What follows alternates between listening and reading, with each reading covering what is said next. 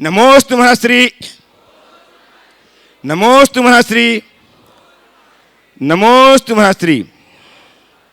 प्रथम प्रश्न के लिए आमंत्रित हैं डॉक्टर सुधानंद जी बंसल, पुत्र यश बंसल, मुंबई मलाड वेस्ट। नमोस्तु महाराज, मैं राजेंद्र कुमार जी बंसल का पुत्र हूँ। ये उनके पोते हैं। अभी अभी इन्होंने रोज़ प्रतिदिन प्रातः अभिषेक करने की शुरुआत की है और काफ़ी दिनों से करना शुरू किया है। अभी ये विचलित ना हो जाए, इसके लिए इनका मार्गदर्शन कीजिए कि हमेशा इसी रास्ते पे चलते रहें। देखो, अगर हमारे समाज के युवा अभिषेक, पूजा पाठ जैसी क्रियाओं से जुड़ते हैं तो निश्चित रूप से अति प्रशंसनीय बात है। लेकिन जैसा आपने शंका व्यक्त की कि कर तो रहे हैं, बीच में गड़बड़ा न जाए, जी, ऐसा अक्सर हो जाता है। तो उसके लिए मैं यही परामर्श दूंगा कि अभिषेक पूजन किसी के कहने से कर रहा हूँ ये दिमाग से हटाओ, मुझे करना है इसलिए कर रहा हूँ, इसे मन में बिठाओ और ये हमारी सर्वोच्च प्राथमिकता बन जाए, उनके प्रति हमारी रुचि उत्पन्न हो जाए, इसे अपने लिए एक कल्याणकारी क्रिया मान करके स्वीकार कर लो, तो फिर दोबारा किसी को कहने की जरूरत नहीं पड़ेगी, लगन लगी रहेगी। आइए श्रीमान सौरभ जी, निशा जी जैन, पिता श्री संतोष जी जैन अशोकनगर के साथ में। नमोस्तु गुरुदेव। हमारी जिज्ञासा है कि जैसे रामकृष्ण, शंकर, गणेश जी के ऊपर इतने सीरियल और मूवी बनती हैं, जैसे देखकर आजकल की जनरेशन बहुत प्रभावित होती है, तो महाराज श्री ऐसे हमारे जैन तीर्थंकर आदि के ऊपर कोई सीरियल बनाया जाए जिसे देखकर हम लोग न्यू जनरेशन प्रभावित हो, तो इसके लिए कृपया मार्गदर्शन दें। देखिए, जितने भी सीरियल्स होते हैं वो बड़े व्यय साध्य होते हैं। अच्छे अगर एनिमेटेड वीडियोज बनाए जाएं और 3D में बनाए जाएं, बड़े बड़े सीरियल्स बनाए जाएं, तो इतने ज़्यादा खर्चीले होते हैं कि उसका रिटर्न आ पाना थोड़ा लोगों को कठिन दिखता है। इसलिए व्यावसायिक रूप से इस तरह के सीरियल्स लोग नहीं बना पाते। समाज भी उन सब कार्यों में उतना द्रव्य लगाने में अपने आप को सक्षम महसूस नहीं करती। फिर भी हमें प्रयासपूर्वक ऐसे उपक्रमों को बढ़ाना चाहिए और गुणायतन उसका ही एक हिस्सा है, जिसमें हम ऐसे उपक्रमों को आगे बढ़ाने जा रहे हैं। थोड़े दिन में आपको समझ आएगा। ओ श्रीमती मेघा जी जैन, पंकज जी जैन, इंदौर। महाराज श्री के चरणों में मेरा और मेरे परिवार की तरफ से बारंबार नमोस्तु नमोस्तु नमोस्तु महाराज जी। महाराज जी, मेरा प्रश्न यह है कि जब हम सांसारिक जिंदगी जीते हैं तो हमारे विचार जो हैं, आहार, विचार, व्यवहार लोगों के प्रति अलग ही हो जाते हैं, और जब हम ध्यान, अपने ईश का ध्यान करते हैं, तब हमारे विचार निर्मल और पवित्र होते हैं। तो मेरे मन में हमेशा अंतर्द्वंद चलता रहता है सांसारिक और आध्यात्मिक विचारों का। तो क्या यह अंतर्द्वंद उचित है कि हमें क्या व्यवहार अपनाना चाहिए? क्या हमें पूरी तरह से सांसारिक रहना चाहिए? अब हम सांसारिक व्यवहार ज़िंदगी जी रहे हैं तो सांसारिक थोड़ा रहता है, लेन देन रिश्तों में ऊपर नीचे होता है, लेकिन आध्यात्मिक भी जीते हैं तो वो विचारों में द्वंद्व चलता है। तो क्या यह उचित है? और अगर उचित है तो उसका कोई समाधान कीजिए। देखिए, द्वंद्व उचित नहीं, दुर्बलता है। अध्यात्म को ठीक तरीके से आत्मसात करो। आध्यात्मिक होने का मतलब ये नहीं है कि हम सबसे अलग थलग होकर एकांत में चले जाएं। आध्यात्मिक होने का मतलब है अपने नज़रिए को एकदम ठीक बना लें और आंतरिक दृष्टि के साथ जीवन जिए। अध्यात्म ये नहीं कहता कि तुम अकेले हो जाओ, लेकिन अध्यात्म ये सीख जरूर देता है, सब में रहो, स्वयं में रमो। चाहे हम व्यवहारिक जगत में हों या ध्यान साधना में, वस्तु स्वरूप हमारे मानस में बैठना चाहिए। अपने अंदर दो बातें जगा लो, एक कर्ता बुद्धि से मुक्ति और दूसरे ममत्व और आसक्ति से मुक्ति। एक आध्यात्मिक व्यक्ति की यही सच्ची पहचान है। मैं कर्ता नहीं हूँ, मैं केवल निमित्त हूँ। मेरे द्वारा कुछ किया नहीं जा रहा है, सब कुछ हो रहा है।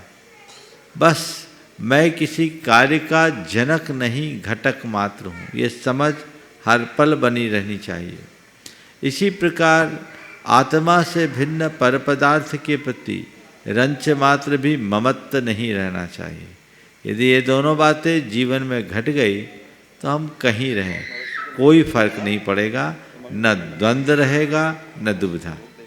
नमोस्तु महाराज जी। आइए श्रीमती मेघा जी, पंकज जी जैन इंदौर। नमोस्तु महाराज जी, नमोस्तु नमोस्तु नमोस्तु। महाराज श्री, मैं लंदन में अपने पति और बच्चों के साथ कोवेंट्री यूनाइटेड किंगडम में रहती हूँ। वहाँ एक वास्तुपूज्य भगवान का छोटा जिनालय स्थापित किया है हमने। महाराज श्री, बच्चों को के बहुत सारे सवाल होते हैं। अब जैसे उनको मंदिर रोज़ ले जाना, हर चीज़ में उनकी क्वेश्चन होती है कि क्यों जाना है मंदिर, भगवान को क्यों पूजना है, भगवान तो वहीं रहते हैं, तो मतलब रोज़ जाके क्या होगा। मतलब छोटी छोटी बातों में, हर बातों में उनके क्वेश्चन होते हैं। अब कहीं हम लोग जैसे कोई बच्चों की कोई अच्छी जगह जाते हैं तो उनको हमेशा एक्साइटमेंट होता है, जल्दी से उठ जाएंगे, तैयार हो जाएंगे। लेकिन मंदिर जाने के लिए उनको जैसे बोलना पड़ता है, चलो करो। तो वो जो एक मन से जो आती है ना बात कि हाँ मंदिर जाना है, एक उत्साह आना है, वो चीज़ बच्चों के लिए, बच्चों के अंदर कैसे लाऊं मैं, मतलब वहाँ रह के। मतलब एक होता है कि देखिए, इसमें गलती बच्चों की कम है, बड़ों की ज़्यादा। हमें ये बात अच्छे से बच्चों को समझानी चाहिए कि हम जो भी धार्मिक कार्य कर रहे हैं वो क्यों कर रहे हैं। आप बच्चों के सवाल का उत्तर नहीं दोगे तो बच्चे तो ऐसा करेंगे, और उत्तर इसलिए नहीं दे पाते कि शायद पता ही ना हो, हम कर रहे हैं इसलिए कर रहे हैं। मैं अक्सर कहता हूँ, हम ट्रेडिशनली कोई काम न करें, हम जो काम करें उसके अंतरंग से जुड़कर करें। मंदिर क्यों जाना है, अगर बच्चे ये सवाल करें तो बच्चों को एक लाइन में यही उत्तर दो कि भगवान के दर्शन करने जाना है।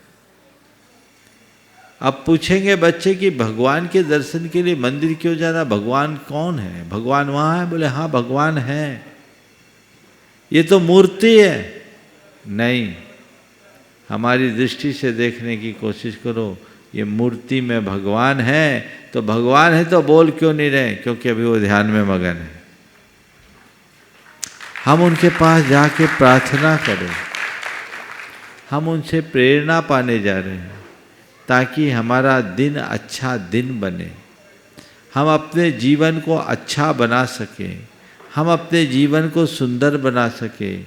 उनके लिए प्रार्थना का महत्व समझाइए कि अच्छी प्रार्थना करने से जीवन अच्छा बनता है। प्रार्थना हमारे जीवन को बेहतर बनाने का सबल आधार है। हमें मंदिर चलना है ये नहीं, मंदिर क्यों चलना है ये बताना चाहिए, जिससे हम अच्छी प्रेरणा पा सकें, अच्छी प्रार्थना पा सकें, हमारे अंदर चीज़ों को सहने की शक्ति आती है, हमारी सोच अच्छी बनती है, हमारी विचारधारा अच्छी बनती है। बच्चों को ये बताइए, जैसे हम स्कूल जाते हैं इसलिए क्योंकि हमें कुछ ज्ञान पाना है, तो मंदिर जाते हैं इसलिए क्योंकि हमें कुछ अच्छे संस्कार पाना है, मंदिर हमारे संस्कारों का केंद्र। ये सब बातें बताइए। बच्चों के इन सारे छोटे मोटे सवालों से का उत्तर अगर आप बच्चों को सिखाना चाहते हैं तो उन्हें प्रामाणिक पाठशाला से जोड़ दीजिए, रोज़ उन्हें ऐसी बातें बताई जाएगी, उनका जीवन ढल जाएगा। ललितपुर मेधा, हाँ ललितपुर वाले ओ ग्रुप। नमोस्तु महाराज जी, नमोस्तु। चुल्लक जी को इच्छामी इच्छामी इच्छामी।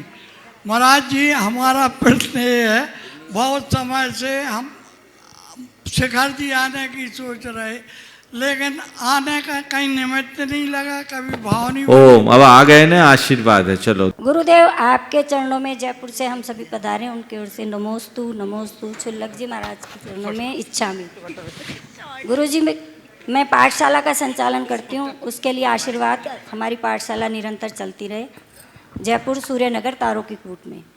मेरा प्रश्न यह है कि झरना कितने ही वेग से और कितनी ही तीव्र गति से, झरना कितने ही वेग से और कितनी ही तीव्र गति से पृथ्वी पर गिरे लेकिन धरती उसे अपने आप में समाहित कर लेती है और सहज भाव से स्वीकार करती है। ठीक उसी प्रकार से परिवार में कई बार ऐसे प्रसंग उपस्थित होते हैं कि मन में काफ़ी उद्वेग उठता है और हम सहज नहीं हो पाते। इसके लिए हम क्या करें कि हम उन प्रसंगों में सहज बने रहें? धरती जैसी सहनशीलता ले आओ। आपके सवाल में इसका उत्तर है। जैसे झरने के आघात को धरती सहने के लिए तैयार है, वैसे समय के आघात को हम सहने के लिए तैयार हो जाए। और आपने देखा होगा, झरना जब धरती पर गिरता है और फिर बहता है तो उसके प्रवाह में भी वृद्धि होती है, उसके आकार और स्वरूप में भी वृद्धि होती है। यदि हमारी सोच ऐसी सकारात्मक हो जाए तो हम हर आघात को अपने निर्माण का आधार समझकर आगे बढ़ सकें। नमस्ते। आज धर्मसभा में उपस्थित हैं श्रीमान कमल जी नीलम जी सोगानी, जो ट्रस्टी हैं गुणायतन के, जयपुर के हैं और वियतनाम में प्रवास करते हैं। आज गुरुदेव के दर्शन एवं बंधन के लिए उपस्थित हुए हैं। मैं सादर आमंत्रित कर रहा हूँ कि आए मंच में गुरुदेव के पास चरणों में आकर के वंदना व्यक्त करें, आशीर्वाद प्राप्त करें। श्रीमान कमल जी नीलम जी सोगानी पुत्र कुशल जी जयपुर के साथ इनके माध्यम से भाई संजय भाई और उनके भाई संजय जी भी आए साथ में। आपकी करतल ध्वनि निरंतर होती रहना चाहिए कि ऐसा व्यक्तित्व में आमंत्रित कर रहा हूं जो गुणायतन में जितना भी पाषाण का काम हो रहा है, वियतनाम के सर्वोत्तम पाषाण के माध्यम से इस कार्य को संपादित करने में कोई भूमिका निभा रहा है, तो वो है श्रीमान कमल जी नीलम जी सोगानी। और जिन्हें गौरव प्राप्त है दिगंबर जैन समाज की, जैन समाज के भामाशाह कहूँ अशोक जी सुशल जी पाटनी के बहनोई होने का, ऐसे आज हमारी सभा में विराजमान है। गुरुदेव चरणों की वंदना कर रहे हैं, आशीर्वाद प्राप्त कर रहे हैं। ये आशीर्वाद प्राप्त करने का सम्मान करने के लिए ससम्मान आमंत्रित गुणायतन के CEO श्रीमान सुभाष जी एवं श्रीमान NL जैन साहब, गुणायतन के कोषाध्यक्ष CFO श्रीमान सुनील जी जैन आए, सीखता सम्मान करें। आपकी करतल ध्वनि निरंतर होती रहनी चाहिए। एक ऐसा व्यक्तित्व हमारे बीच में उपस्थित हुआ है जिसकी हम जितनी प्रशंसा करें सो कम होगी। इन्हें अनुकृति प्रदान करके, हाँ, और साथ ही श्रीमान कमल जी नीलम जी प्रश्न भी करेंगी, उनके पुत्र कुशल जी भी प्रश्न करेंगे। हाँ, मेरा भी एक प्रश्न है महाराज बोलो। श्री। हम जब समाज में रहते हैं तो बहुत सारे धर्मों के लोगों से उठना बैठना वार्तालाप होती है, तो सबके मन में एक यही दिमाग में धारणा है कि जैन धर्म 2500 साल या पुराना है, महावीर स्वामी के संबंध का है, जबकि हमारा धर्म तो बहुत पुराना है। और हर धर्म में कोई न कोई ऐसा सबूत है या साक्ष्य है जिससे ये सिद्ध होता है कि वो इतना पुराना है, चाहे किसी में रामायण हो या बाइबल हो। हमारे यहाँ पर ऐसा क्या साक्ष्य है जिससे ये साबित हो और सब जाने कि हमारा धर्म भी काफ़ी पुराना है? देखिए, पहले तो मैं चाहूँगा कमल भाई और उनके पूरे परिवार का जोरदार अभिनंदन कर दें। ये वियतनाम में रहते हैं, लेकिन वहाँ रहते हुए यहाँ का काम बड़ा आसान इन्होंने कर दिया। यहाँ पर बहुत ज़्यादा मार्बल का काम हो रहा है और मार्बल का जितना भी वियतनाम से पत्थर आया है उसमें इनका बड़ा सहयोग रहा है। इनके पास ट्रस्ट को कुछ करने की ज़रूरत नहीं, केवल फ़ोन करने की ज़रूरत है, बराबर सामान पहुंच रहा है। आज भी 2 कंटेनर इनके साथ साथ यहाँ पहुँचे। ये बहुत अच्छी बात है। जितनी भी मूर्तियाँ बन रही है और अन्य कार्य है, बहुत भारी मात्रा में इनके वहाँ रहने से गुणायतन का काम बड़ा सरल हो गया। इनके इस योगदान की एक बार सबको सराहना करनी चाहिए। आपका जो सवाल है जैन धर्म की प्राचीनता के संदर्भ में, जैन धर्म की प्राचीनता असंदिग्ध है, उस पर कुछ भी नहीं कहा जा सकता, बल्कि ये कह सकते हैं कि जैन धर्म भारत का सबसे प्राचीन धर्म है। भारत में धर्म की मूल धारा जैन धर्म के माध्यम से प्रवाहित हुई है, ऐसा समझा जा सकता है, ऐसा जाना जा सकता है। इसके पर्याप्त प्रमाण भी हैं, आधार भी। किसी भी धर्म, किसी भी संस्कृति या परंपरा के इतिहास को हम 3 आधार पर जांचते हैं। पहला साहित्य, दूसरा अभिलेख और तीसरा पुरातत्व। साहित्यिक संदर्भों, अभिलेखीय साक्ष्यों और पुरातत्वीय प्रमाणों के बल पर हम जब विचार करते हैं तो जैन धर्म की प्राचीनता निर्बाध रूप से सिद्ध होती है। मैं संक्षेप में तीनों के संदर्भ में 1-1 मिनट में बात करना चाहूँगा। अगर हम साहित्य की दृष्टि से देखें तो भारत में वर्तमान में उपलब्ध साहित्यों में सबसे प्राचीन साहित्य ऋग्वेद है। ऋग्वेद की रचना काल से ही वैदिक काल की शुरुआत हुई। आप सबको यह जानकर बड़ा हर्ष होना चाहिए कि अकेले ऋग्वेद की 121 ऋचाओं में भगवान ऋषभदेव का स्तुति परक उल्लेख है। केवल ऋग्वेद की ऋचाओं में भगवान ऋषभदेव का उल्लेख, उसमें वात, रशन आदि मुनियों का उल्लेख होना, केसी, श्रमण, ऋषभ जैसे शब्दों का प्रयोग होना भगवान ऋषभदेव के वैदिक काल में सर्व मान्यता का द्योतक है। इसी प्रकार अथर्ववेद, यजुर्वेद और सामवेद में भी हमारे ऋषभदेव और कुछ अन्य तीर्थंकरों का उल्लेख मिलता है। इसके अलावा जितने पौराणिक साहित्य है, 18 पुराण हैं, उसमें भागवत, कून पुराण, वराह पुराण, विष्णु पुराण, मार्कंडेय पुराण आदि अनेक पौराणिक ग्रंथों में भगवान ऋषभदेव का उल्लेख पाया जाता है। भागवत में तो उन्हें अवतार के रूप में भी परिगणित किया गया है और उन्हें अरहत मत का प्रचारक माना गया।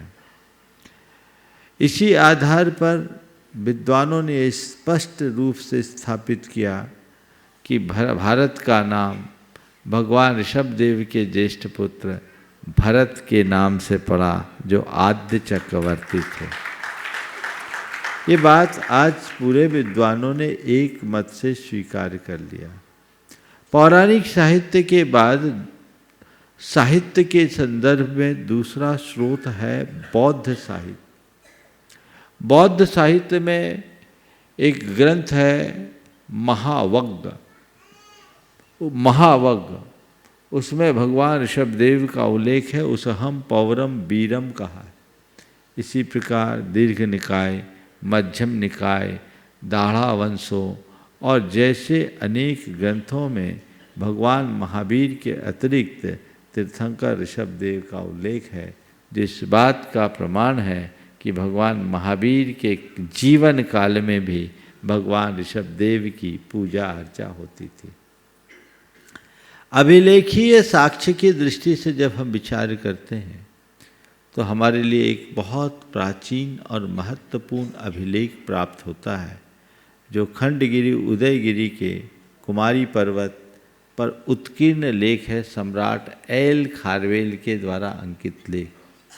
84 पंक्ति वह लेख जो नमो अरहंतानम नमो सब्ब सिद्धानम से शुरू हुआ, वो कलिंग चक्रवर्ती सम्राट एल खारवेल ने अंकित कराया था।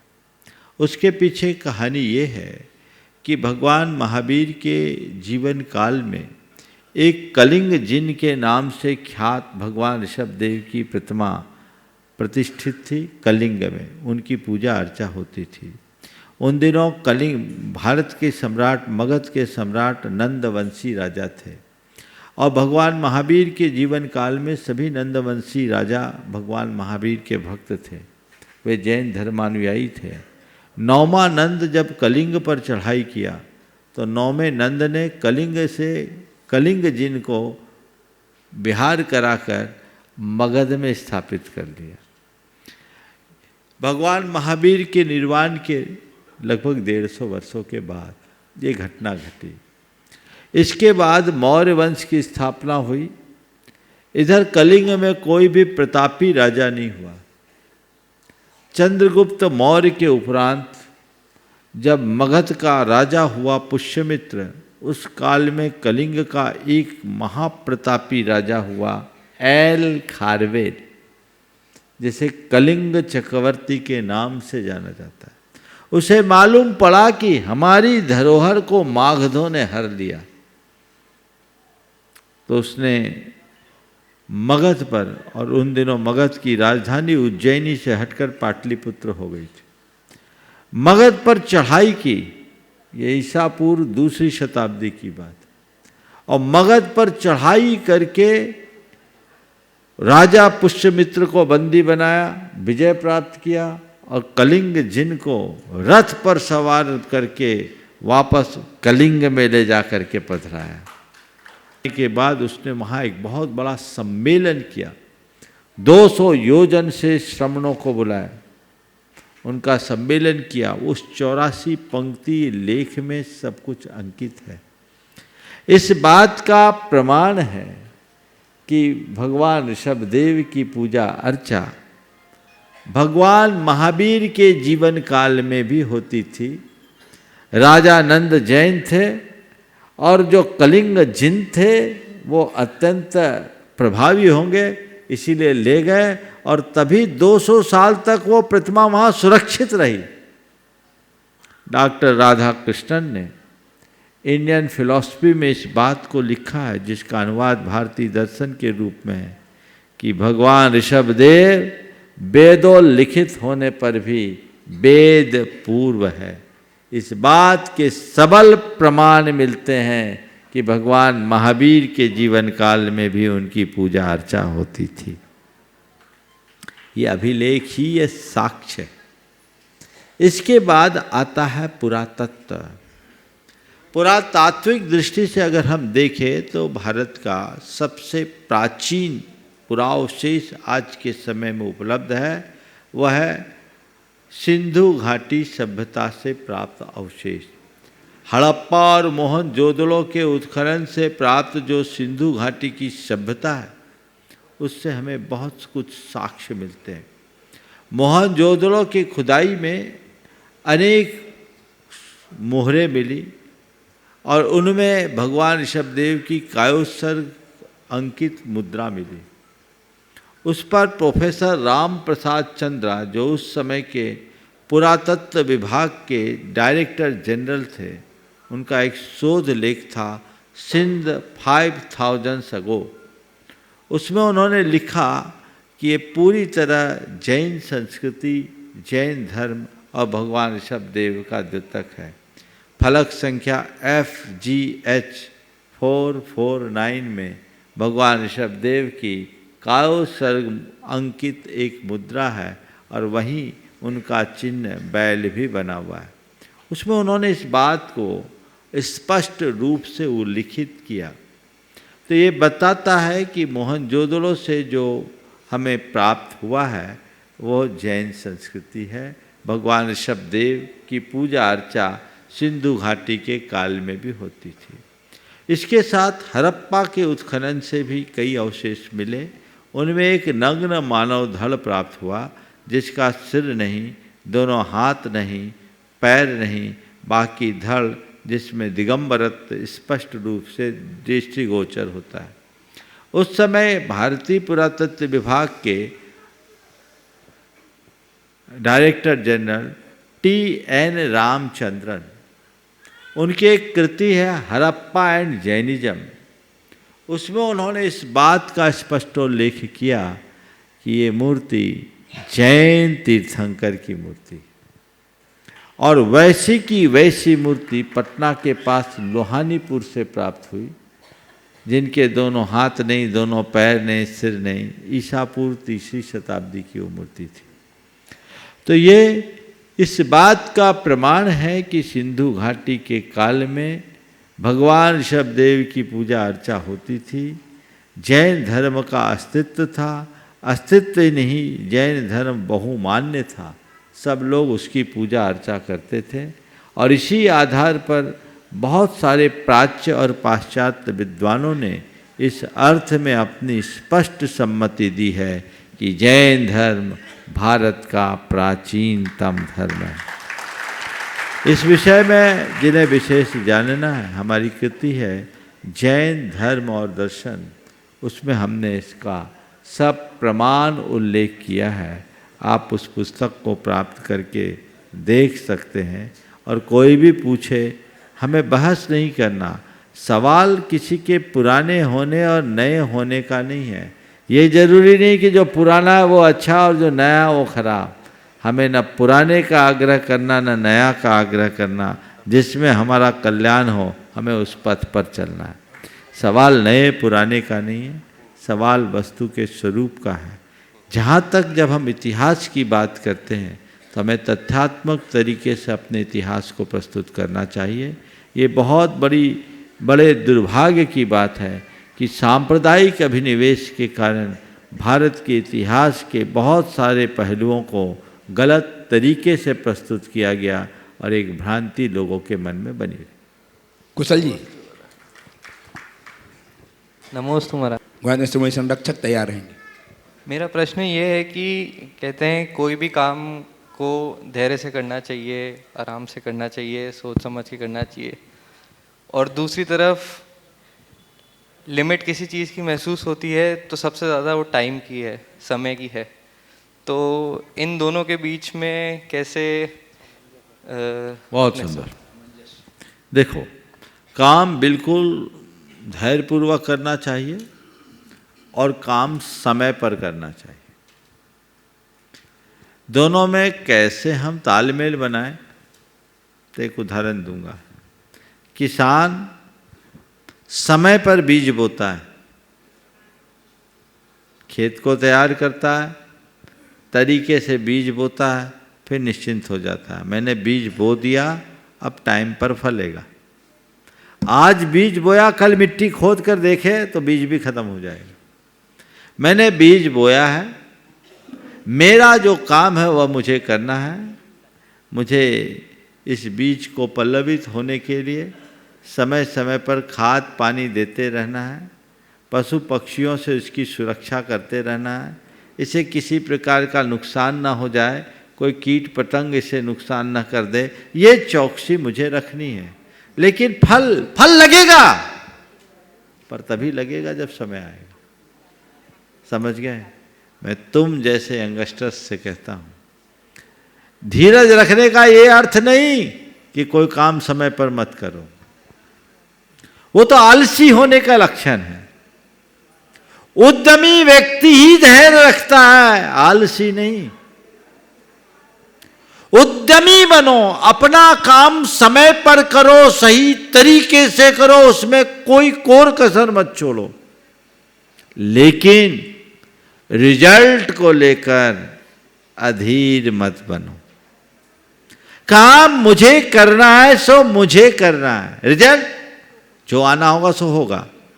मेरे हाथ में एफर्ट है सो मैंने कर दिया, रिजल्ट नहीं। प्रयत्न मेरे हाथ में है, परिणाम नहीं। मैं अच्छे से अच्छा प्रयत्न करूं, इसमें कोई कोर कसर ना हो, और जो परिणाम आए सहज रूप से स्वीकारूं। और एक बात समझना, जो ग्रोथ होती है ना, एकाएक नहीं होती, धीरे धीरे होती। पर तुम जैसे युवा लोग हैं ना, आजकल सब क्या चाहते हैं, इंस्टेंट, है ना। ये इंस्टेंट वाली जो चीजें है ना, वो बहुत परेशान करने वाली चीज है। इसलिए पेशेंस, बड़े लोगों के अनुभवों का फायदा उठाते हुए स्ट्रेस को अपने ऊपर हावी मत होने दो। बस ये देखो कि मेरे प्रयत्न में कमी नहीं होनी चाहिए। अब बरगद का पेड़ एक दिन में नहीं बढ़ता, धीरे धीरे बढ़ता है। मैं तुम्हारे जैसे सभी युवाओं से कहता हूं, बरगद का पेड़ बनो, बारिश का पेड़ नहीं। बारिश का पेड़ कैसा होता, 4 महीने में 8 फुट का हो जाता है ना। अभी 2 महीने पहले आए, देखो बड़े बड़ी झाड़ियाँ थी, अब देखो तो सब सूख गई, महीने भर बाद तो उनका पता ही नहीं लगे। तो 4 महीने में 8 फुट का होता और अगले 4 महीने में उनका पता ही नहीं चलता। जितनी तेजी से बढ़ता उतनी तेजी से सूखता है। लेकिन बरगद का पेड़ एक बार बढ़ता है तो बढ़ते ही जाता है, इसलिए नाम ही उसका बढ़। उसकी जड़ें गहरी होती है। 8 फुट का होने में भले 8 बरस लग जाए, लेकिन एक बार बढ़ेगा तो बस बढ़ेगा। समझ गए? तो शॉर्टकट कभी मत अपनाना। दीर्घकालिक योजनाओं को सामने रखकर जो सही तरीके और सही रीति से चलते वही सफल होते। गुणातीत श्रोमणी संरक्षक श्रीमान विकास जी अपने परिवार के साथ उपस्थित हों। नमोस्तु महाराज जी। महाराज जी, हम रोज मंदिर में पांडुक शिला के साथ एक मूर्ति का, एक भगवान का अभिषेक कर सकते हैं या 2-3? ये बताओ, एक कुर्सी में कितने बैठते हैं आप लोग? शांति एक ही महाराज। तो फिर एक सिंहासन में 2 भगवान को बिठाना उचित है? अब मुझे कुछ बोलने की जरूरत है? नहीं। आपका प्रेम है, आप 24 भगवान का स्तमन कर लो, 24 भगवान की पूजा वंदना कर लो, तो 24 पांडुक शिला रख लो, कोई बुराई नहीं। अभी 108 का अभिषेक कराया था एक दिन 108 मंडल में, 108 जगह शांति धारा हुई ना, तो 108 आसन थे, तो वैसा करिए। लेकिन ये प्रैक्टिकल रोज रोज नहीं है, इसलिए भले भगवान बदल बदल के कर लो, लेकिन एक सिंहासन में अनेक भगवान रखना ठीक नहीं। ठीक। हांगकांग से गुणातीत के ट्रस्टी श्रीमान राकेश जी, पिंकी जी अपने पुत्र आरव के साथ। नमोस्तु गुरुदेव, नमोस्तु गुरुदेव, नमोस्तु गुरुदेव। गुरुदेव, आज के युग के अंदर पैसे को बहुत बड़ी मान्यता दी जाती है, या अपन ये बोलें कि पैसा बहुत कुछ है लेकिन सब कुछ नहीं है। हमारी नज़र में 4-5 ऐसे जैनी हैं जो पूरा प्योरली नॉनवेज का रेस्टोरेंट खोल रखा है, नॉनवेज का रेस्टोरेंट खोल रखा है और उससे पैसा कमा रहे हैं। बिसाइड दिस कुछ ऐसे लोग हैं जो 5-10 जनों से 20 जनों से पैसा कलेक्ट करते हैं और अपने नाम से वो मंदिर में या कहीं पे डोनेट कर देते हैं, पब्लिक का पैसा लेकर के खुद के नाम से डोनेट करते हैं। उसके बारे में आपकी राय चाहिए। देखिए, दोनों महापापी हैं।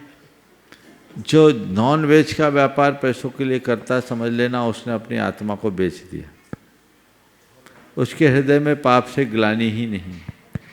अरे भाई, जिसमें स्पष्टतया हिंसा है, उस हिंसा के कृत्य को करने की तो सोचना भी पाप है, करना तो बहुत दूर की बात है।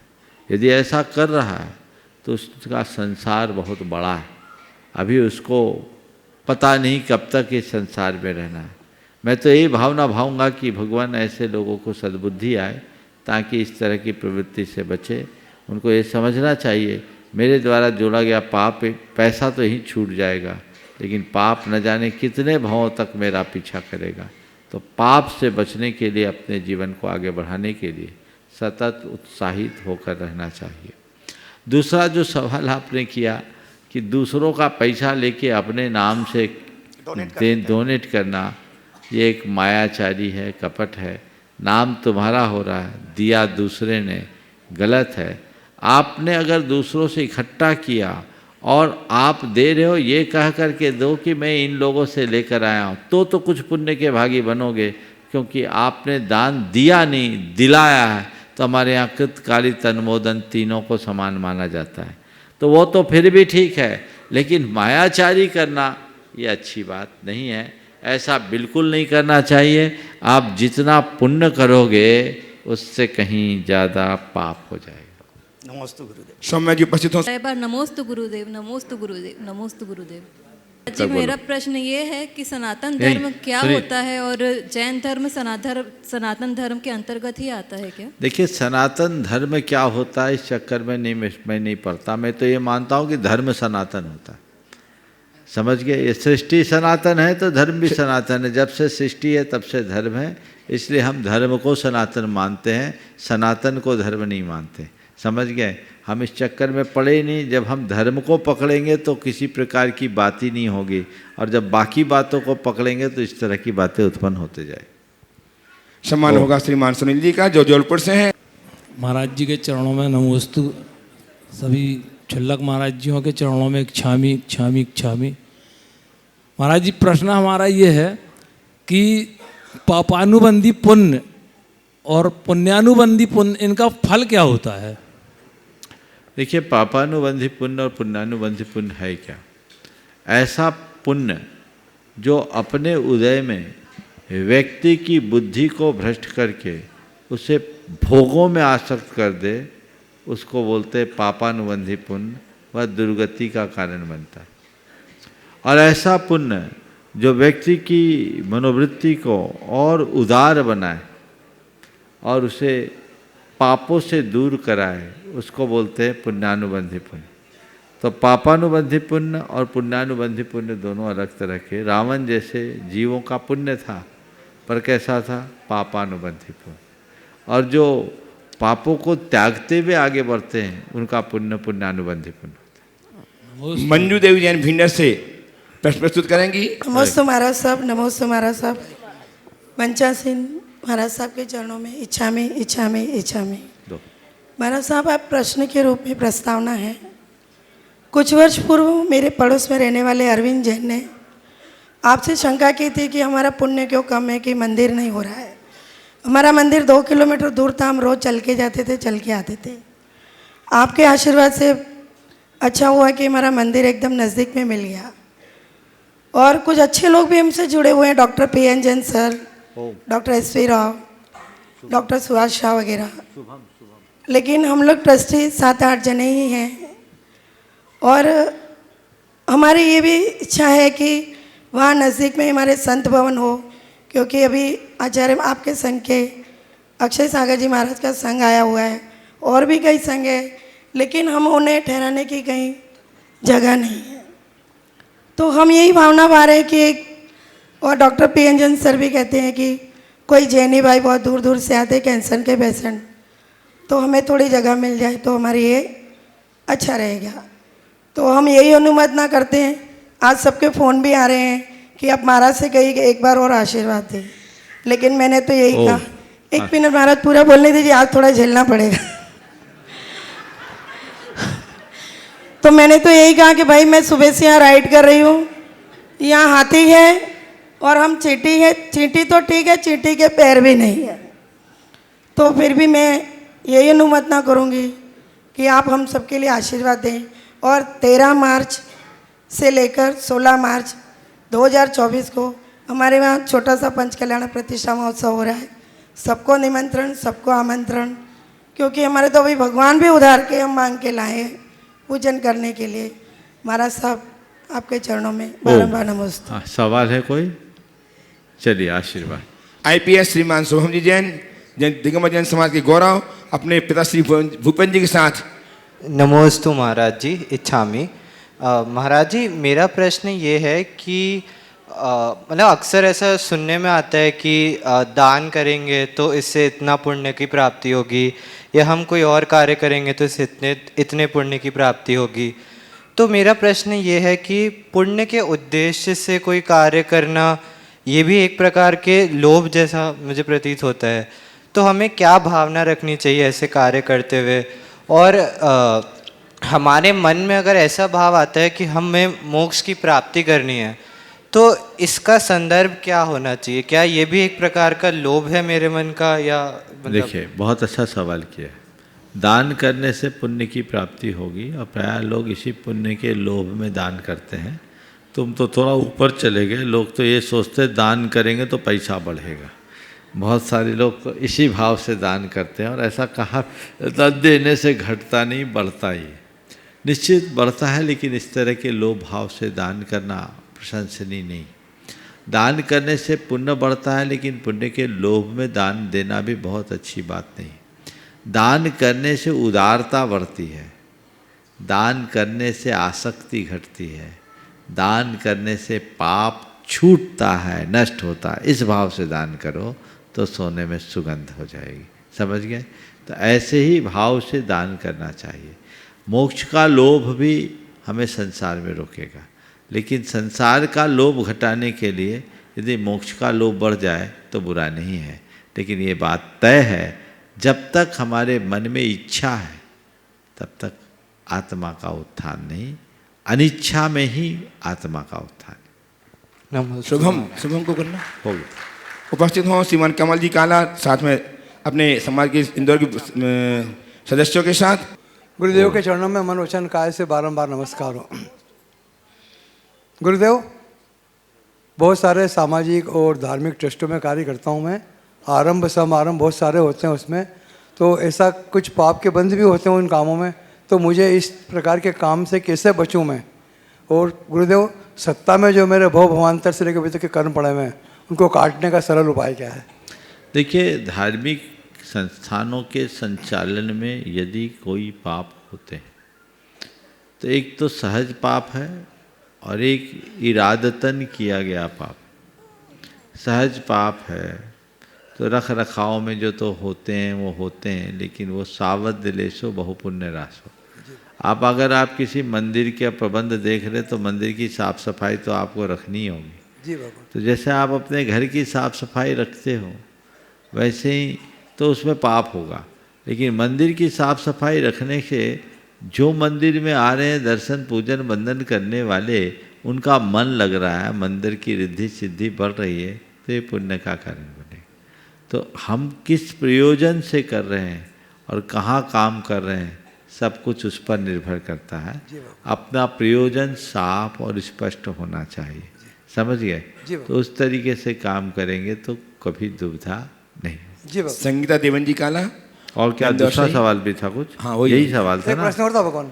हाँ, सत्ता में जो भव भवान्तर से अभी तक कर्म पड़े हुए हैं, वो कैसे करते हाँ, हैं? वो सरल उपाय क्या है? उसका सरल उपाय यही है कि आप समता में अपना अभ्यास बनाइए और व्यवहार में भगवान की भक्ति कीजिए। भक्ति से कर्म कटते।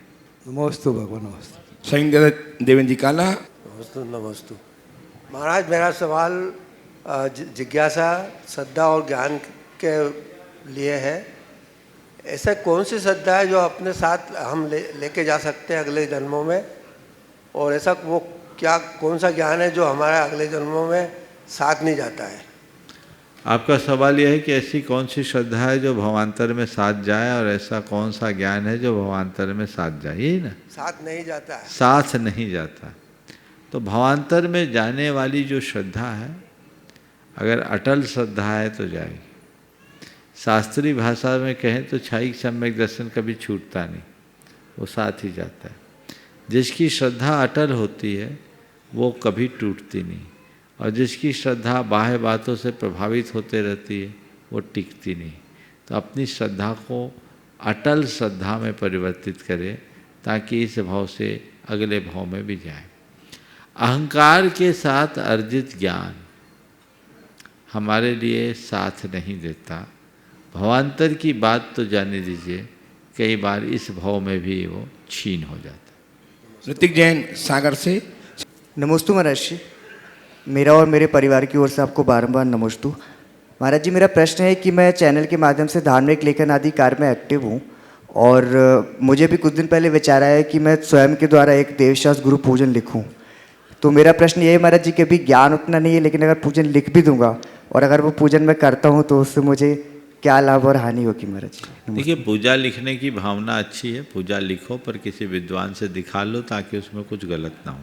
अगर तुम पूजा लिखो और अच्छी पूजा लिखने में आ जाए और उससे लोग पूजा करके अपनी विशुद्धि बढ़ाएंगे तो सब पुण्य तुम्हारे खाते में आएगा। आज भी आप लोग जो पूजा करते हो, किसी की लिखी हुई पूजा को पढ़कर आप करते हो, यदि उसको आप अनुकरण करते रहें तो अपना जीवन धन्य होगा। समय हो गया, यहीं पर विराम। बोलिए परम पूज आचार्य गुरुवर श्री विद्यासागर जी। जय जय जय।